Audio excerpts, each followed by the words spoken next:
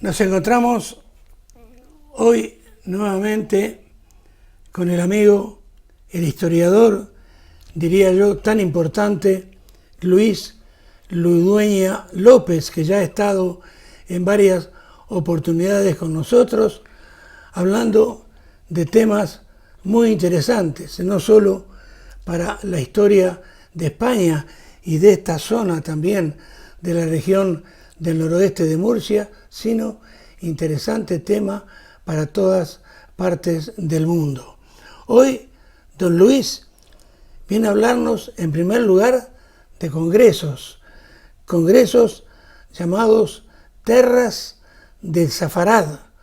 Él nos explicará entonces qué quiere decir entonces Terras de Safarad y qué han sido estos congresos y dónde se han realizado. Buenas noches. Buenas noches, don Milton. Bueno, muchas gracias. Muchas gracias. En primer lugar, le doy las gracias por invitarme. Es para mí un honor poder estar en su programa. Le agradezco y quisiera aprovechar la oportunidad para dedicarle este programa a la ilustre señora doña Carla Alessandra Gaspar dos Santos, encargada de la sección cultural de la Municipalidad de Trancoso, Portugal, con mucho agradecimiento por la confianza que ha depositado y deposita en mi persona. En cuanto a la pregunta que usted nos hace, ha sido un congreso internacional llamado Terras del Safarad, que se ha celebrado en la ciudad portuguesa de Braganza.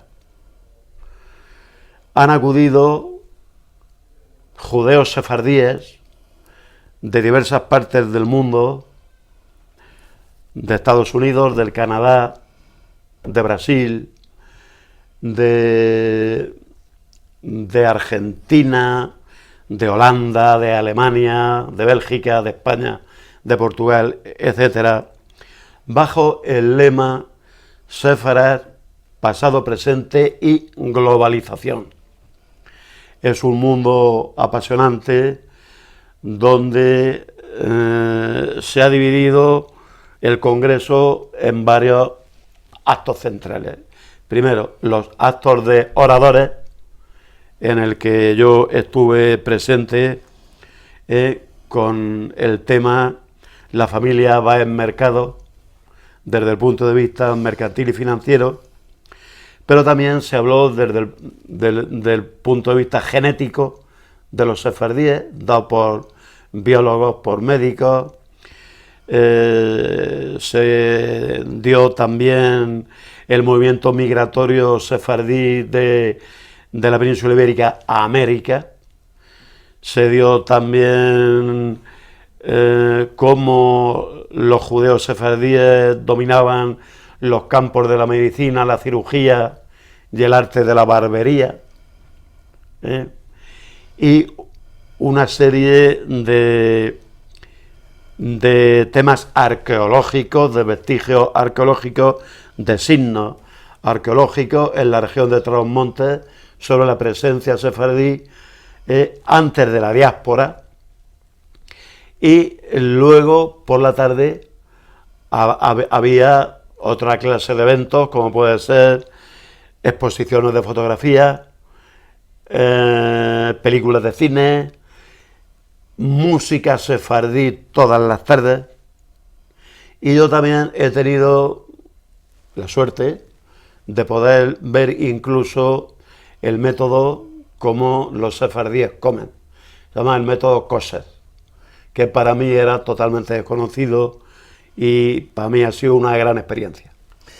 Usted me contaba, antes de empezar la entrevista, que esto que se desarrolló en esa hermosa ciudad de Braganza, en Portugal, que se desarrolló entonces durante 5 días, del 19 al 23 de junio. Yo le preguntaría entonces, ¿cuál ha sido la principal finalidad que ha tenido este congreso, este encuentro? La finalidad, a mi juicio, que se llama pasado, presente y globalización, es dar la trascendencia, la importancia a este colectivo que fue silenciado, pero fue cumbre y clave en la historia de España, en los siglos XVI y XVII, por su gran agilidad mental y financiera, y de hecho ya tienen la nacionalidad española de pleno estatus, y la finalidad también es constituir la región de Trasmontes y la ciudad de Braganza en capitalidad europea de la zona, porque tiene un potencial y un atractivo muy importante. No solo el término de Braganza o la ciudad de Braganza, sino la región de Trasmontes y Lamego. Tiene un pasado y unos vestigios extraordinarios en el ámbito de lo que estamos aquí exponiendo. El ámbito tiene un potencial fuera de serie, arqueológico, histórico, artístico, monumental, etcétera, etcétera. Ahora, don Luis, esto se desarrolla en Portugal. Por eso yo le preguntaría si se ha implicado con alguna cátedra sefardí la Universidad de la capital, de Lisboa. Sí.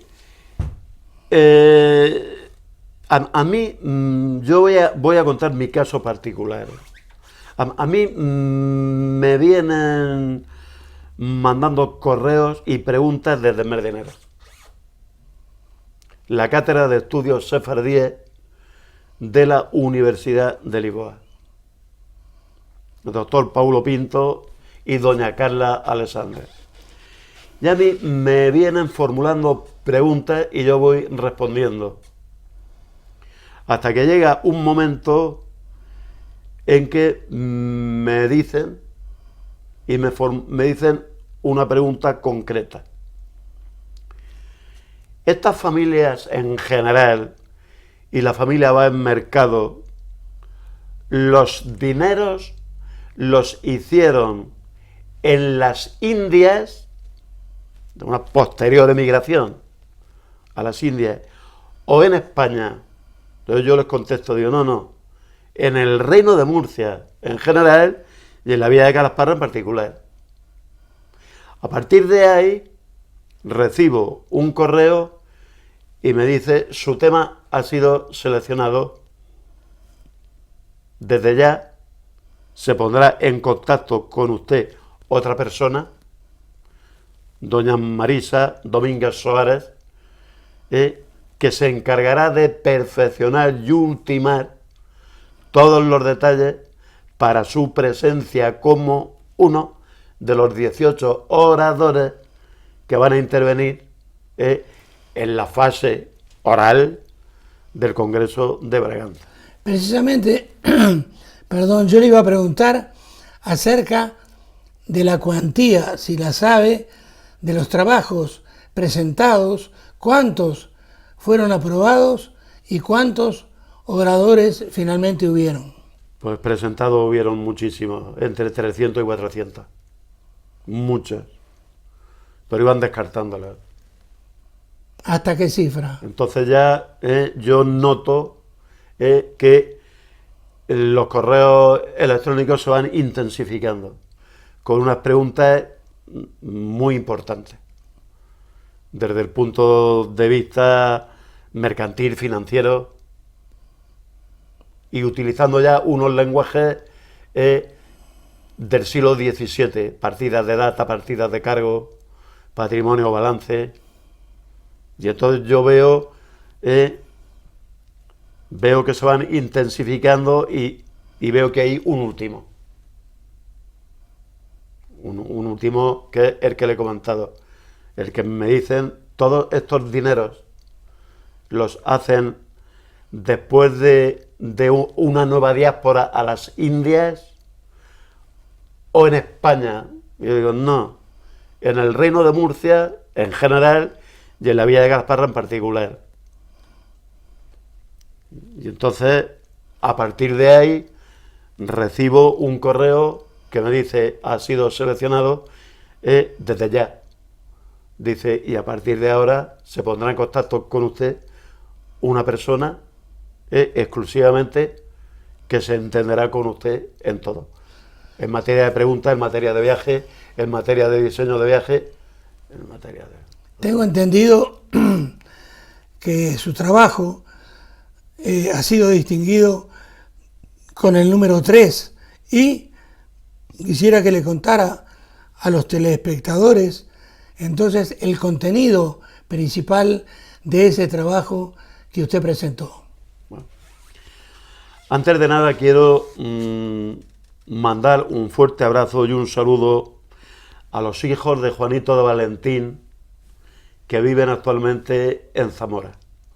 Sin ellos hubiera sido más difícil, porque ellos prestaron toda su infraestructura y prestaron todo su interés en llevarme desde Zamora, donde residen, a la ciudad de Braganza. Les mando un fuerte abrazo y les doy la gratitud porque la ayuda de ellos fue decisiva para el traslado de Zamora a Braganza. Un fuerte abrazo, Juan. Yo hablé de la Casa Báez Mercado y según tenía comentado en el esquema, lo que yo hablo es de la presencia de las primeras familias en la Villa de Calasparra. La presencia de la primera familia es la casa Núñez. Entonces yo empiezo desarrollando que me encuentro un día ordinario de investigación jurídica con una compraventa de equinos menores, de burras, de asnos, donde vende Rodrigo Núñez. Y entonces el portugués. Y entonces le aperturo una ficha en los portugueses, ya él una en particular, y lo dejo en el olvido. Yo lo dejo en el olvido, pero luego a los 20 días me sale un documento cumbre, que es la escritura de constitución y fundación del segundo tramo de la acequia de Berberín, que es la acequia de Berberín, el Sargar, que hoy pertenece al Coto Arrocero. Y él va como constituyente. A mí me llama la atención ya como persona de peso. Y le hago un segundo apunte en su ficha particular y en acequias. Yo llevo una investigación lenta, pero global. Y lo dejo en el olvido y al mes me sale una concesión administrativa a cargo de la autoridad competente donde Rodrigo Núñez se adjudica el estanco de la pólvora. Pero no es fácil. Ser el estanquero de la pólvora, hay que presentar garantías, es un acto o negocio jurídico practicado ante la autoridad, tienes que tener solvencia, tienes que tener fiadores garantes y tienes que tener cualidades. Y a partir de ahí yo veo que estos portugueses son muy importantes. Pero luego me aparece otro, Antonio Báez Mercado y doña Gracia de Mercado, que son los padres de Jorge Fernández Báez y de Simón Rodríguez Mercado, que operaban en forma de compañía de mercaderías, pero la dividieron y la extinguieron, pasando Simón Rodríguez Mercado a establecer su domicilio mercantil en Murcia capital. Está todo en el archivo histórico de Murcia. Y su hermano Jorge Fernández Báez Mercado se establece en la Villa de Calasparra, creando la página financiera y mercantil más grande de la historia conocidas. Entonces yo abordo el tema de la creación de sus empresas, La Barrilla o Salsola Cali, la vacada de Jorge Fernández, la creación de la banca y la casa de préstamos, la seda, el cobro del voto de Santiago, la explotación de minas y la comisión. Cuando yo hablo del escandallo de la seda, pues se quedan con la boca abierta. Una pareja de catedráticos ya le pide a la mesa que yo me extienda 10 minutos más y no se lo conceden por ley. Y doña Carla, que era una organizadora, también lo pide, pero tampoco se lo conceden, porque están viendo que yo estudio el documento de una forma totalmente distinta. Cuando termina mi intervención, me felicitan y se acerca una señora mayor, elegantemente vestida con un abrigo de visón, y me pregunta que dónde doy clase yo. Y yo le digo que en ningún lado. Yo no pertenezco al mundo de la docencia. Yo le digo que yo soy un jubilado del Cuerpo de Oficiales Mayores de Notarías. Y me pregunta, como buena portuguesa, si pertenezco al cuerpo de solicitadores o al cuerpo de cartorio notarial. Y le digo que al cuerpo de cartorio, no de solicitadores. Y entonces me dice que doña María de Fátima Rey, una gran intelectual que hizo una ponencia sobre los sefardíes desde el punto de vista del estanco del tabaco, lo asume desde el punto de vista sucesorio. Pero yo lo abordo como un tema autónomo, uno más, pero sin embargo doy todas las clases de tabaco existentes, los nombres de las clases del tabaco, las libras que tiene que adjudicarse por cada clase de tabaco, lo que le cobra la monarquía hispánica por cada clase, cuándo tiene que pagar los fiadores y cuánta rentabilidad le queda al estanquero. Con lo cual, dice la señora Judith, que era un estudio de documentos multiplicativos, que se notaba que yo no era yo profesor. Los profesores enseñan, pero yo los daba de una manera totalmente distinta. Y quedaron muy contentos, y me hicieron varias propuestas para noviembre, para el mes de noviembre, doña Carla Alessandra, sobre un posible libro a editar en la zona de Trasmontes, porque ellos eran originarios de Trasmontes, estos financieros, en idioma portugués, y sobre todo quedan con la mano en la cabeza cuando me dicen que qué número de referencias o asientos puedo tener de las familias. Y yo digo que puedo tener en torno a 3.000. Cuando yo digo que puedo tener en torno a 3.000, pues se quedan un poco con la boca abierta.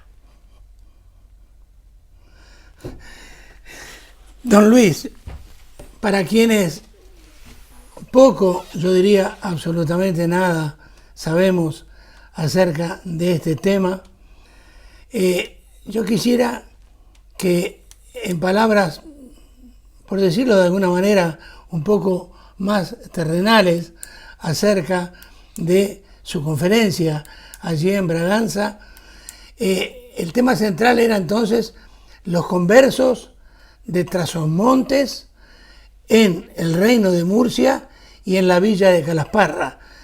Que nos explique en términos más terrenales qué fue entonces lo que usted dijo acerca de este tema. Bueno, yo dije sencillamente que en el año 1550 hay un movimiento migratorio.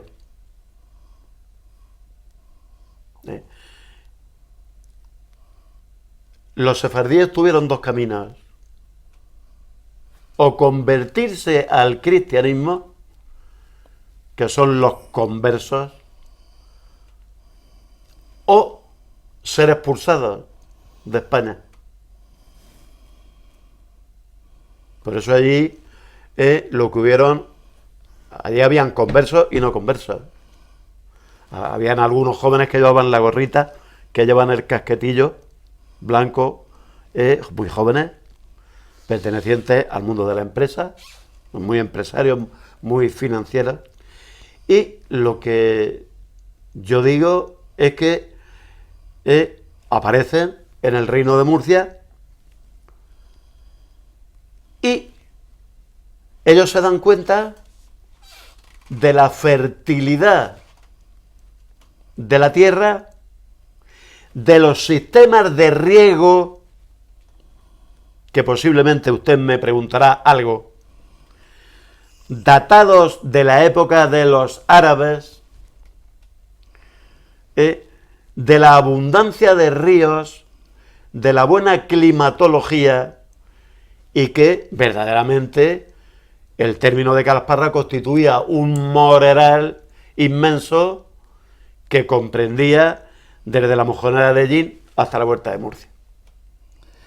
De tal manera de que ellos, que venían del mundo de los tejidos, encuentran todo.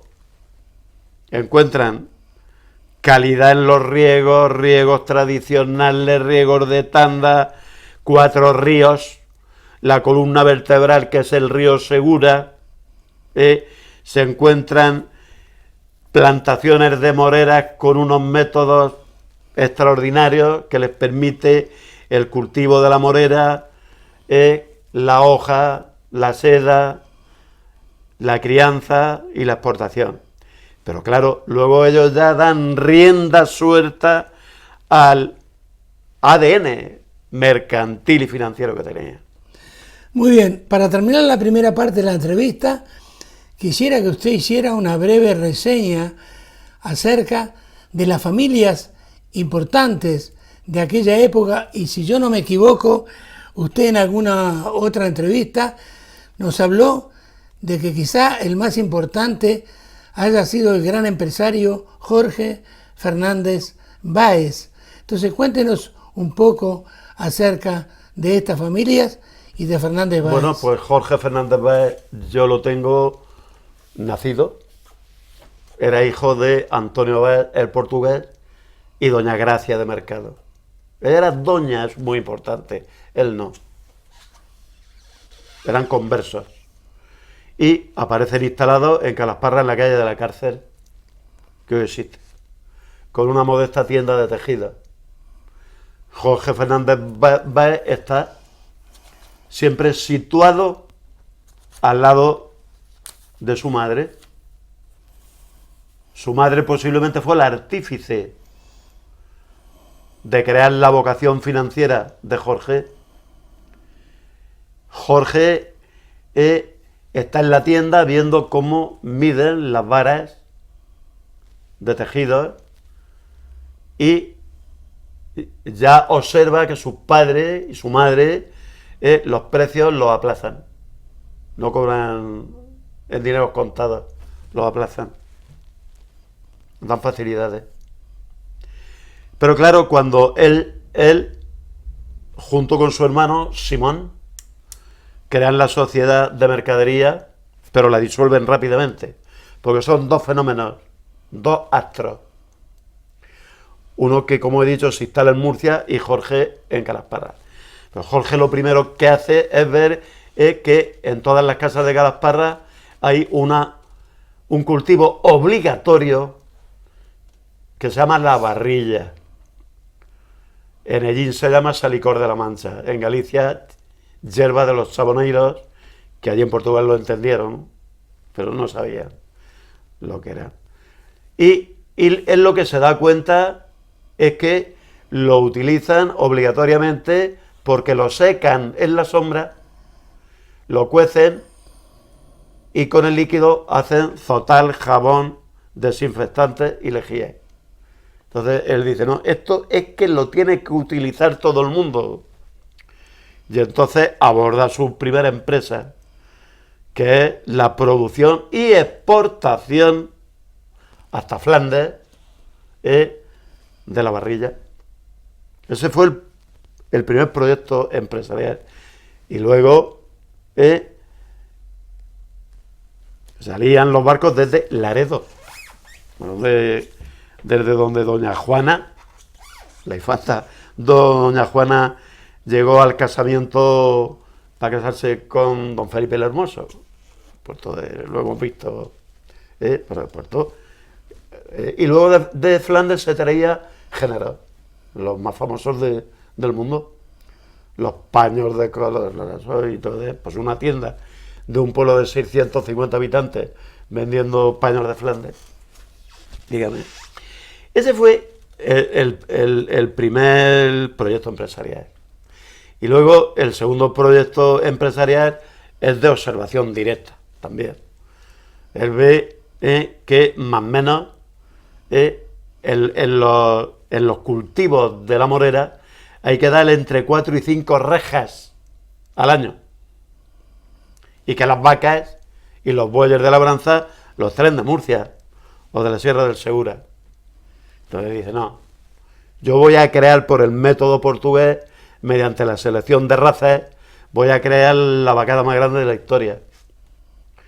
Voy a crear, para que me compren, bueyes de labranza, vacas de labranza, toros cerriles, vacas cerriles, y voy a utilizar los medios que utilizaban mis padres de pago fraccionado. Ese es el segundo proyecto. El tercer proyecto es la banca. La creación de una casa de préstamos para facilitar el crédito en campaña. Es un adelanto financiero a los tiempos. Dando pólizas de crédito, anticipos, vales de firmas, descuentos, para lo cual ya él tiene que meter a una persona. Y en la gran cantidad de préstamos, lo que hace también es aplazar los pagos con unos intereses muy pequeños. Muy pequeños. Muy bien. Y luego, el cuarto proyecto empresarial, que es el suyo propio, el de la seda, con un dato de referencia de que una familia muy rica es la que produce para entre 12 y 15 onzas de simiente, pero llega a unos parámetros de 187 onzas.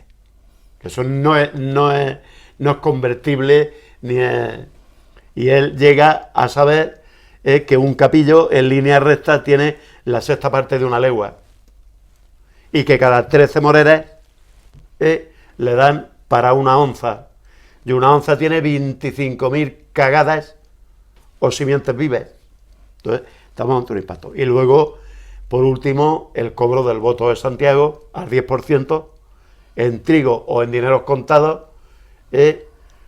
cuando la Orden de Santiago de Galicia le hace una visita en Calasparra para que le cobre el voto de Santiago de familias de Calasparra que tiene tierra en términos de moratalla. Y él le dice que no, que son muy pocas. Las haciendas son muy grandes, pero son 4. Que él les cobra el voto cuando sea el término municipal de Moratalla, que es el tercero más grande de España, el de Socobo, el de Fere, el de Lietos, el de Moratalla y los de Calasparra.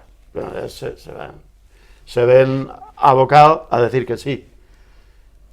Y entonces a él sí le hacen contratos de cobro del voto de Santiago por una cifra astronómica de en torno entre 900.000 y 1 millón de maravedíes, y a él sí le piden garantías.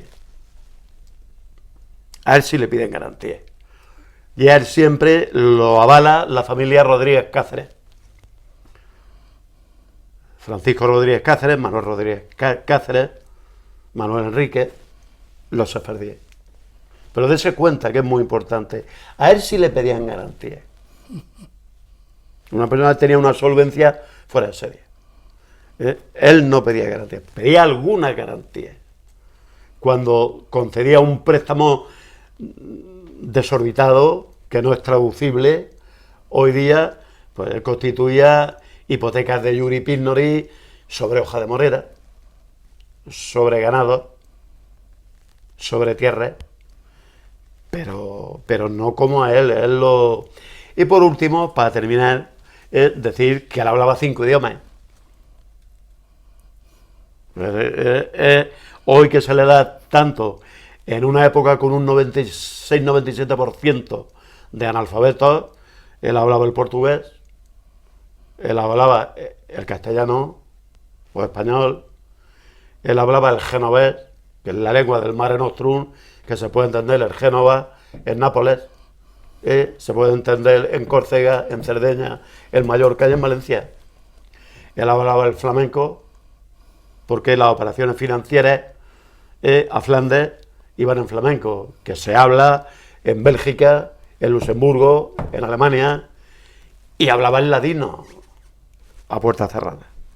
Muy bien, mentes privilegiadas de aquella época que usted la retrotrae, y la verdad que es muy interesante para todos nuestros televidentes. Pero yo le digo a usted, don Milton, si Jorge Fernández, o Simón, o Rodríguez Cáceres, o Manuel Enríquez, o Rodríguez Pardo, o Rodrigo Núñez hubieran nacido hoy, ¿qué? Tremendo financiero. Bueno, dejamos la primera parte de la entrevista, unos segundos, y continuamos con ustedes.